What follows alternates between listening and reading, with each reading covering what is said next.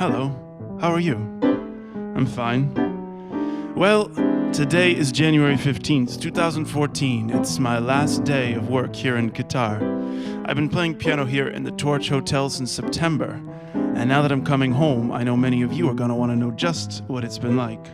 So let me show you with this little video I like to call A Day in the Life of a Not-So-Starving Musician. For those of you who don't know me, I'm used to working on cruise ships where I play and sing in various bars and lounges. I got an offer for this contract last year and decided, what the hell? So I've been here in Doha since September of 2013. Well, first things first, a little bit of geography. This is Qatar. It's a small country jutting off of mainland Saudi Arabia into the Persian Gulf. The capital and main city is Doha. The Torch Hotel, where I work and live, is a ways out of the city, in an area called the Aspire Zone, a massive complex they call a sports city. That's it there, and right in the middle is the Torch. The Torch was built as a monument for some sporting event called the Asian Games back in 2006, but then they spent a few years turning it into a chic, modern, 5-star hotel. Much to my chagrin, however, it lacks one very important star in my book, that being alcohol. You see, one of the sons of the Emir of Qatar owns all of the Aspire Zone, including the Torch. So unlike the other 5-star hotels in Qatar, which are owned by big international names like the St. Regis, the Four Seasons, and the Ritz-Carlton, the Aspire Zone is completely dry. Yeah, tell me about it.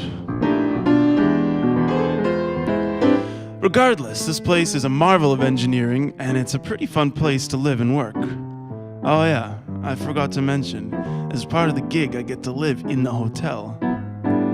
I have this really neat room that's all controlled by an iPad. Pretty cool stuff, huh? Every day I ride up the high-speed elevator to the 47th floor, where I play here in this revolving restaurant called 360. The piano is stationary, but the tables and chairs are on a moving floor that revolves around me once every 90 minutes. But work is work. I'm sure you're more interested in my free time.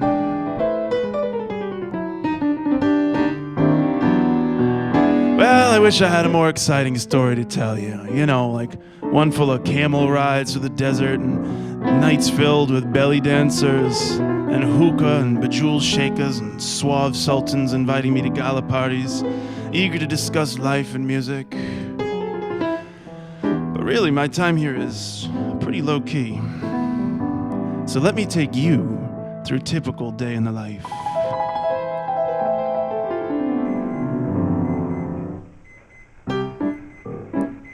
Well, first things first, I really like to enjoy the morning. So I set my alarm accordingly, and then spring out of bed to start the day fresh. Today I shall enjoy 5 whole minutes of morning bliss. While I take my coffee, I usually catch up on emails and prepare myself for the long day ahead. And after that, it's time to get ready for work. It's amazing what a couple of espressos can do. At 1 o'clock, it's off to 360 to play my lunchtime set. Generally, there's nobody here at lunch, like now. So I've taken to calling it my practice hour. By doing so, I kill 2 birds with 1 stone. 1, I reduce the amount of work I do each day by 25%. And 2, I can safely say I get in at least an hour of practice every day. I love the staff here in my restaurant, and they know it. There's Asma, Jay, Mohammed, James, Christina, Gizlan, Pavel, Salah, Connie, Annalyn, Rahul, and Mary Chris.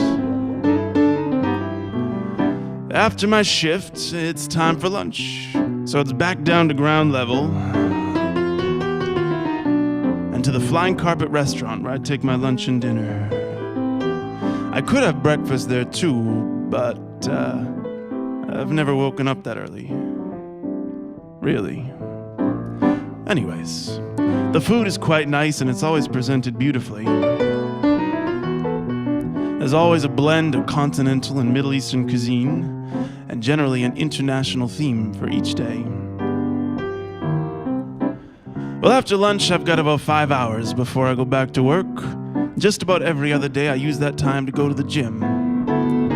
The health club is up on the 19th floor, along with the swimming pool that juts out from the tower. After about an hour in the gym, sometimes I like to go for a swim, but I always spend a good half hour in the sauna. Then it's time for a quick shower and back to the room to get ready for work. On days when I don't go to the gym, there's some really nice places to walk around the Aspire zone here. The Aspire Park is beautiful, but it's remarkably fake. This lush, verdant, hilly terrain with its bucolic pond is simply constructed over the desert underneath. It doesn't rain here, so they have to have a complex network of irrigation underground to maintain the flora. Also, one of Qatar's biggest shopping malls is directly linked to the Torch Hotel. It's called Villaggio, and it's designed to look like Venice, but it feels more like a Las Vegas casino to me. Inside, there are gondola rides, fancy shops, restaurants, a cinema, a supermarket, and an ice skating rink. It's always freezing cold inside, and it's just the way they like it here, and it's swamped with people. You see, when there's no booze, shopping becomes a serious pastime. But anyways, back to work. On nights, the restaurant is usually pretty busy, but especially on Thursday and Friday. You see, the calendar here is one day off from the calendar in the West. Sunday is the first workday of the week.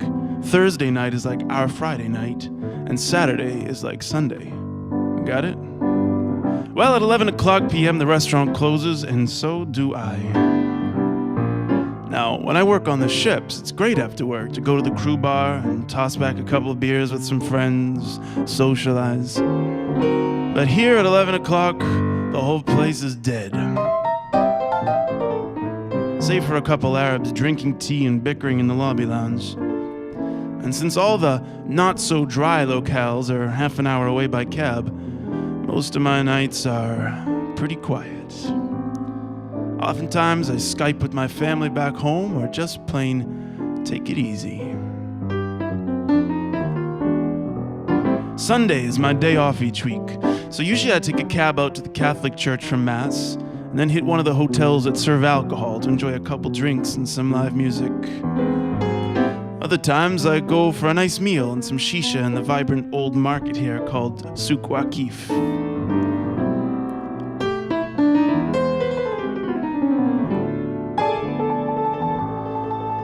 Well, that pretty much wraps it up for my time in Doha.